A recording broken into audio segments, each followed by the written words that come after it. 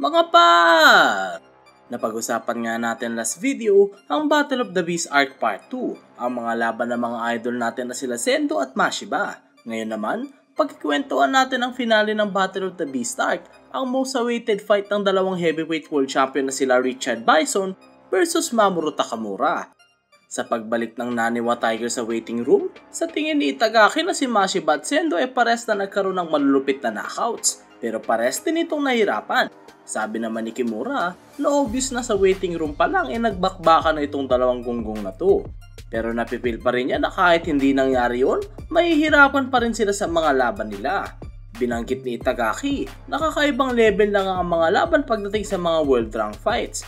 Dahil lahat ng mga decent world ranker ay talagang mga elite boxers na, at dagdag pa nito na mas malaki nga ang tsansa na matalo sa laban kaysa manalo. Dahil doon, sabi nila Kimura at Aoki na kung si Takeshi Sendo ay tinatawag na Naniwa Tiger, sila naman nila Ippo at Itagaki ay pwedeng tawaging Badgers in the same hole o samahan ng mga talunan. Naalala ni Ippo ang sinabi sa kanya ni Takamura tungkol sa paggawa ng dahilan. At sunod nitong tinanong sila Kimura kung gumagawa din ba sila ng mga palusot kapag natatalo sila sa laban. Confident at sabay-sabay naman nilang sinagot yun ng oo. Sabi ni Itagaki na si Himai nga ay isang pipitsugi na boksingero dahil trinap lang siya nito sa corner pagkatunog ng bell bago pa ito makapag-ready. Sagot naman ni Kimura dito na si Itagaki nga ay umagangaw lang at hindi matanggap ang pagkatalo. Reply ni Itagaki na ang pagngaw-ngaw niya nga ang kanyang excuse sa pagkatalo. Ang excuse naman ni Kimura kung bakit siya natalo sa split decision ay dahil nawalan siya ng stamina, at kung hindi nga daw nangyari yun sa last round, siguradong panalo siya sa laban. Seryosong sinabi naman ni Aoki ang kanyang legit na excuse at sinabi nito na lahat nga daw ay mag-a-agree dito. Sabi ni Aoki, siguro kung mahina si Iga, siguradong mananalo ako sa laban. Ang excuse naman ni Ippo ay natutulan niya kay Miyata at iyon ay ang salitang determination. Pagkatapos noon, pumunta nga daw si Ippo sa mga laban niya ng uhaw manalo. Pero nang sabihin nila magkakaroon siya ng chance magkaroon ng world title shot, bigla itong nagbago at napaisip kung hanggang saan ang kanyang mararating at kung gaano ka-effective ang kanyang boxing style. Sunod nitong sinabi na natalo siya dahil hindi pa siya ready. Pero sa tingin niya, masigit pa ang kanyang problema kaysa sa preparation at na-realize niya yun matapos niyang mapanood ang laban nila Mashiba at Sendo. Sinabi ni Ippo na parang nga daw halimaw ang dalawang ito at sa mga mata nito, confident silang walang tsansa na matalo sila sa laban. Naniniwala si Ippo na malaking factor din kung paano nagtitraining ang mga to bago pa dumating ang laban. At tulad ng pagtitraining nila para sa kanilang physical body, kailangan din nilang i-training ang mentalidad para manalo sa laban. Dagdag ni Ippo na kung ginawa niya nga daw lahat iyon, nalampasan niya sana ang counterpunch na natamo niya kay Alfredo. Na magsisimula na ang World Flyweight title match ni Chuchiya, sinabi ng ating bida na handang-handa nga daw ito at siguradong hindi siya nag-iisip na matatalo sa laban. At hindi nga pwedeng pumasok ka sa ring para lang makita kung makakasabay ka ba sa mga world class fighters. Biglang dumalo ng story at natapos agad ang laban. Matapos matalo ni Chuchiya via knockout, sinabi nila Aoki na minsan nga walang kwenta ang pagiging confident sa laban. Dahil ang boxing ay isang competition at kung gagawa siya ng mga excuses, pwede siya uling makabawi sa susunod. Sa waiting room nila Sendo at Mashiba, nagtatalo ang dalawang ito dahil ginaya raw ni Sendo ang shopping right ni Mashiba. Pero sabi naman ng Naniwa Tiger na ginaya niya nga daw yun kay Thomas Hearns, ang legendary American boxer. Nagpatuloy ang pagtatalo ng dalawa at sinabi na pangit niya ang form ni Sendo kapag gumagamit ng chopping right. At ang bawi naman ito, pangit din daw ang form ni Mashiba kapag gumagamit ng uppercut. Napatigil lang ang dalawang ito sa pagtatalo nang bigla silang makarinig ng mga malulutong na suntok na mula sa mitts. At dito na nga natin nakita ang ating parang bagong bida mga par at papamagatan natin itong Hajime no Takamura. Dumating na ang oras ng pinakahihintay nating laban. Unang pinakilala si WBA World Middleweight Champion of the World, Richard Bison. Sabi nga ng mga manonood na kahit wala itong costume mukha talagang matindi itong si Bison. Sunod ng pinakilala ang ating bida, the WBC Middleweight Champion, Mamoru Takamura. Sa pagpasok ni Takamura, dito nga natin nakita ang Battle of the Beast. Bison laban sa Hawk. Nagsimula na ang tinatawag na Fight of the Century tumalon nga ang laban at tila namro problema ang ating bida sa mga jabs nitong si Bison. Matapos ang pag-iisip-isip, nagseryoso na ito at dito natin nakita ang swabe na footwork ni Takamura. Mabilis na sumugot ito at parehas na nagpakawala ng mga suntok. Ngunit dito nga natin nakita ang galing ng dalawang world champion. Walang kumukonekta ng malinis dito at parehas itong nagpapari counter at umiilag ng walang pagkakamali. Grabe mga par, ang smooth na mga galawan nitong dalawang world champion, tila kalkulado lahat. Nang dumistansya ito parehas, natapos na ang round 1. Habang pabalik ang dalawang boksingero sa kanilang corner, tinawag ni Bison na isang magnanakaw ang ating bida. Sa corner naman ni Takamura, sinabi nga ng kanyang coach na meron siyang dalawang problema.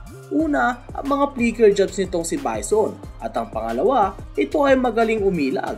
Sa corner naman ni Bison, naalala nito ang kanyang pagsisimula sa boxing. Nagsimula ito para protektahan ang kanyang sarili at lahat ng nakakalaban nito ay madali lang nitong napapabagsak. Pero laking gulat ito nang unang matalo ito kay David Eagle at naulit ito nang muli itong matalo sa Olympic qualifiers. Kung maalala nga ninyo mga par, si Takamura ang tumala dito kay David Eagle. Kaya naman pala tila Ramirez bakit may nanakit itong si Bison at tinatawag na magnanakaw si Takamura dahil kinuha nito ang tsansa na makabawi at talunin si David Eagle. Bago magsimula ang round 2, tinanong ni Takamura kung ano ang dapat niyang gawin. Matapos mag-alboroto si Takamura, sinikot ito ni Kamigawa ng, "Ba't hindi siya tanungin mo?" Nagsimula na ang second round at mabilis na sumugot papalapit ang ating bida. Subalit napatigil ito na magpaulan si Bison ng sunod-sunod na left jab at napatras si Takamura na kumonekta ng marinis ang isa sa mga flicker jab nito. Dito nga sinabi ni Bison na ipubuhos niya ang lahat ng kanyang hinanakit kay Eagle kay Takamura at nagpatuloy ang pagbato ng mga suntok. Na problema nga ating bida dahil sa bilis ni Bison at walang opening para makalapit. Nagpakawala ng isang solid na jab si Richard na nagpatalsik kay Takamura. Nabahala nga si Yaki dahil sa mga solidong left ni Bison. Matapos yun, tila kumalma na ang ating bida at nagsimula na itong mag-strategize. Dahil dito, si Bison naman ang sumugod. Naalala nga ni Takamura ang sinabi ni Kamigawa sa corner at habang papasugod si Bison, ginaya ni Takamura ang estilo nito. Nagulat nga ang lahat ng manonood dahil first time nila na makita ang estilo na to kay Takamura. Napaisip si Bison nang makita ito. Bakit niya gagawin ito ngayon? Ano ang kanyang balak? Sinabi ni Takamura sa kanyang sarili na kailangan niyang gawin ang lahat dahil nagtiwala ang kanyang coach sa kanya. Nagsimula na magpaulan ng mga flicker jab si Takamura na madali namang naiiwasan ni Bison. Nang naging kampante na itong si Richard, sinabi nitong sanay na ito sa mga suntok na yon at sasaragin niya lang ito ng walang kahirap-hirap. Ngunit kinulantang ito ni Idol at winasa ka depensa ni Bison nang subukan niya itong salagin. Sinabi nga ni Takamura na nagamay niya na ang flicker jabs. Grabe itong Idol natin mga pa, sa maikling oras na yun, nagamay niya agad yung sinusubukan niyang technique. Lupet! Nagpakawala ulit ito ng jab at laking gulat ni Bison nang naabot siya nito matapos itong umilag. Dahil sa mga suntok ng ating bida, dumistansya na itong si Bison at nagsimula na din itong magseryoso. Tila nakatingin nga sa salamin ng isa't isa at parehas na parehas ang kanilang galaw. Unti-unting lumapit ang parehas na boksingero. At nang magpang-abot na ito, sabay itong nagpakawala ng matitinding flicker jabs. Ang lupit nitong dalawa, pero mas nalulupitan ako sa ating bida ni si Takamura. Mapa-infighting at outboxing, pang world class, angas! Dito nga sinabi ni Ipo na parehas ang galaw nitong dalawa. Ilag, suntok at ilag ulit, kaya naman balanse lang ang laban. Pero sa waiting room, sinabi ni Mashiba na unti-unti nang nadedehado si Takamura. Dahil daw ito sa malalakas na pinapakawalan na flicker jabs ng ating bida. Kaya naman kada pinapakawalan niya ito, matagal itong bumabalik. Dito na nga natin nakita na unti-unti nang lumalamang si Bison sa palitan ng suntok at sunod na kumonekta ng malinis kay Takamura nagpalipad dito sa lubid. Pagtalsik nito sa lubid, tinanong nito ang kanyang mga gymmates kung ano ang alam ng lahat na kayang gawin ng isang Mamoru Takamura. Sumagot si Aoki, kayo na yata bahala na magwasal mga par. Muli itong sumugod at muli din itong pinatalsik sa corner. Tinanong nito ulit ang kanyang gymmates at sumagot si Kimura na magtagumpay at sumugod ulit si Takamura papalapit. Dito nga natin nalaman kay Kamugawa na kaya pala ito ginagawa ng ating bida dahil pinapalakas nito ang kanyang loob. Kaya naman masasabi natin na nasa pangarib na sitwasyon ito. Unti-unti na nga kumukonekta ng malinis ang mga suntok ni Bison. Tinanong ni Takamura sa kanyang isipan kung ano ang kaiba ng flicker jabs ni Bison sa kanyang flicker jabs at bakit ito nalulugi. Dahil dito, tinigil nito ang pagkamao at nirelax na lang nito ang kanyang kamay. Nang magpakawala ng ating bida ng flicker jabs, sunod-sunod itong kumonekta kay Bison ng malinis. Dito nga sinabi ni Mashiba na ang susi sa flicker jabs ay ibeto ito ng relax lang. Astig talaga nitong si Takamura mga par na master agad yung flicker jabs nang wala pang 3 minuto. Nagpatuloy ang palitan ng flicker jabs nang walang nakakalamang at naging patibayan palakasan ng lupang laban. Muling kumonekta ng solid si Takamura kay Bison dahil dito nagpalit na ng stand si Bison at tinaas na nito ang kanyang depensa. Nagpatuloy ang pagpapaulan ng flicker jab ni Takamura ngunit kinamit na ni Bison ang parry counter at kumonekta ng isang napakasolid na right straight dahil sa suntok na yun nawalan ng lakas ang mga binti ni Takamura. Nang papalapit na si Bison, nagpakawala ng mga bara-barang suntok ang ating bida para hindi ito makalapit. At doon na natapos ang round 2. Putik! Ang tindi ng laban mga par. Sobrang dami nangyari, nasa round 2 pa lang tayo. Sobrang exciting. Bago magsimula ang round 3, sumigaw si Ipo ng "Do your best!" Mabilis na sumugod si Takamura. Ngunit bigla itong tumigil nang papalapit na ito sa gitna ng ring. Dahil dito, kumonekta si Bison ng flicker jabs. Dito nga natin nalaman kay Kamugawa na nawala na ito ng malay habang nasa corner. At nagkamalay lang ito matapos sumigaw si Ipo. Sinabi din nito na tila umaakting nga lang daw ang ating bida para hindi mag-alala ang mga gymmates nito. Nagpatuloy ang pagkonekta ng mga suntok ni Bison hanggang sa makorner nito si Takamura. At pinaulan na nito ng iba't ibang suntok ang ating bida. Tinaas na nga ni Takamura ang kanyang depensa. Nang magpapakawala ng suntok si Bison, laking gulat ito nang ibuka ni Takamura ang kanyang depensa. At sunod na sinabing, "Alam mo ba kung anong kayang gawin ng isang Mamoru Takamura?" Goosebumps mga par, ang angas! Sinabi nito na kaya nitong gawin ng lahat at kumonekte ng sarili niyang parry counter na nagpatalsik at nagpabaksak kay Bison. Sa pagbilang ng 7 ng referee, bumangon na si Bison. Nagpatuloy ang laban pero nanginginig pa din ang tuhod nito dahil sa pinsala na dala ng suntok ni Takamura. Subalit, dahil nga nakatayo ito, nirespeto na ito ni Takamura at pinagbigyan ito mabuhay sa round na iyon at doon na natapos ang round 3. Sa corner, nairita si Bison dahil lahat ng kanyang signature move ay ginaya ng malinis ng ating idol.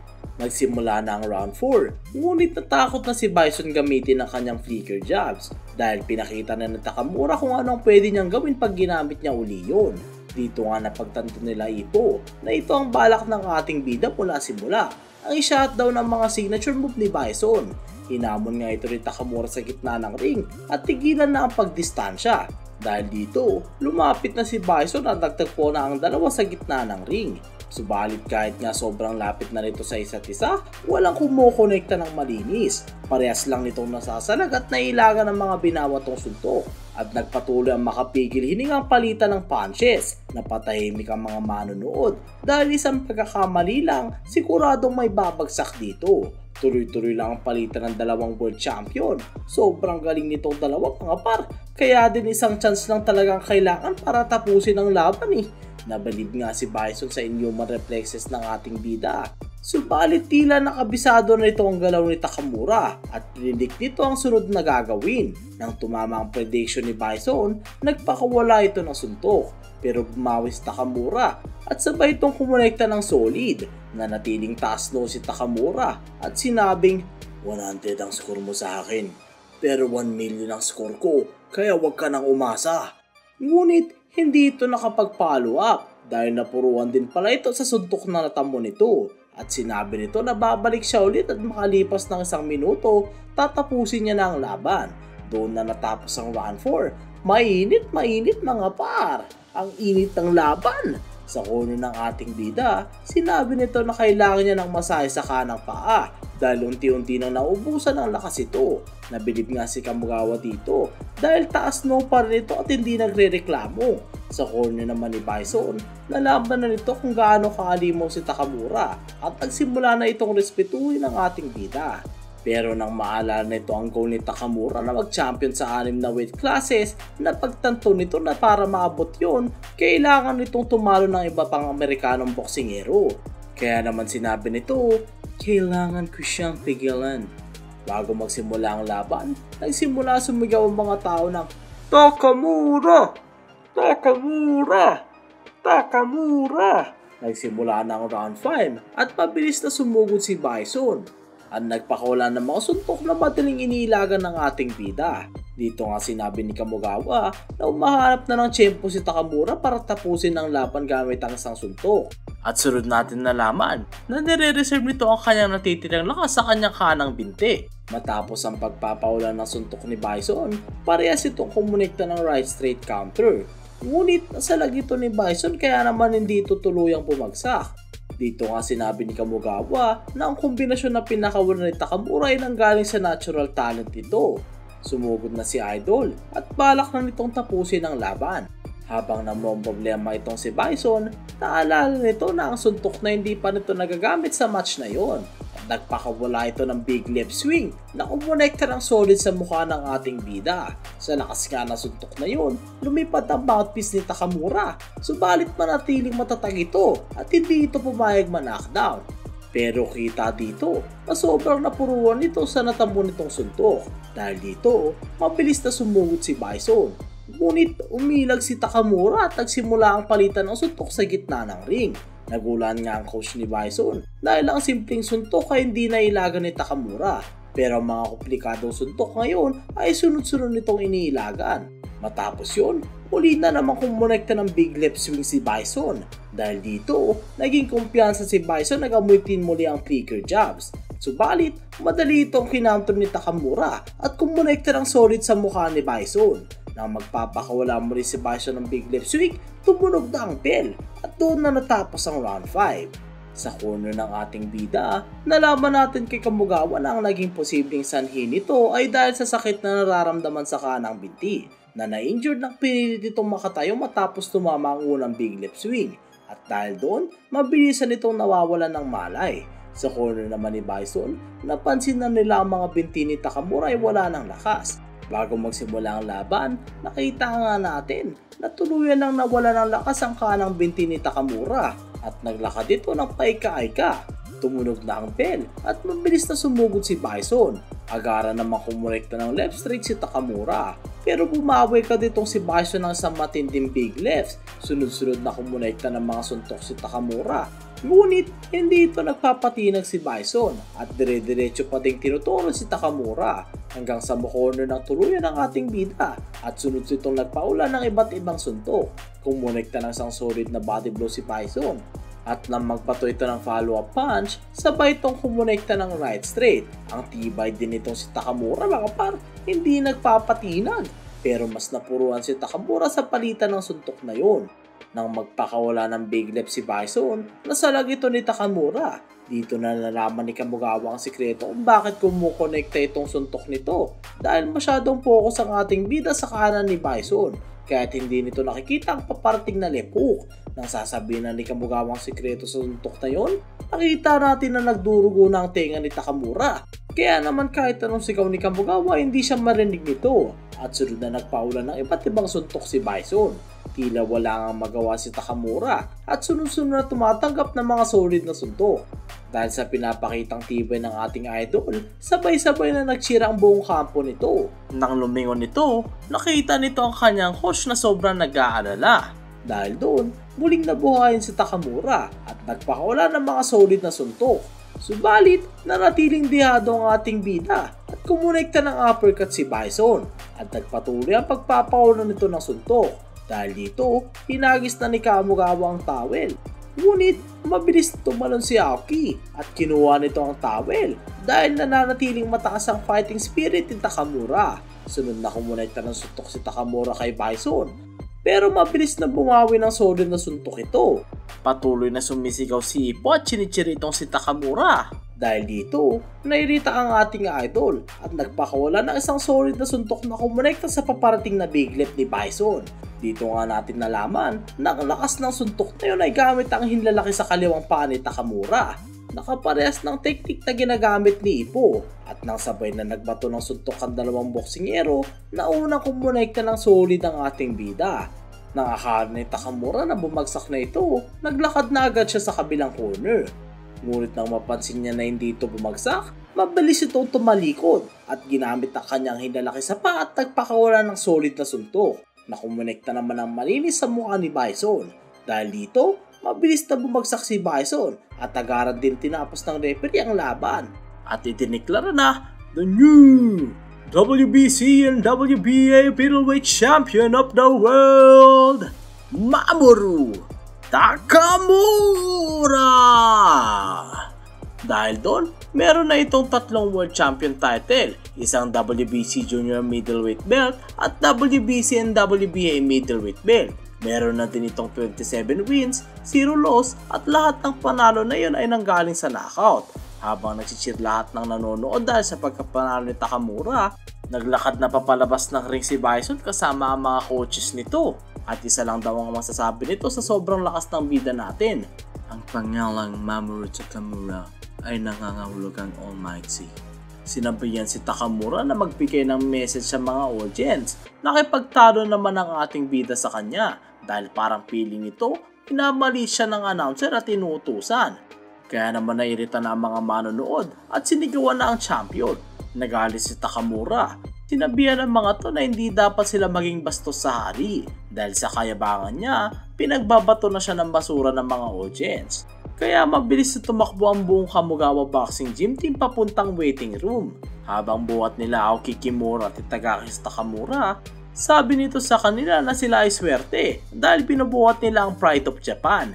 Pero mabilis naman na sumingit si Kamogawa at tinawag itong Shame of Japan. Habang buhat ni Ippo ang tatlong world champion belt, nakasalubong nito sa hallway sila Mashiba at Sendo.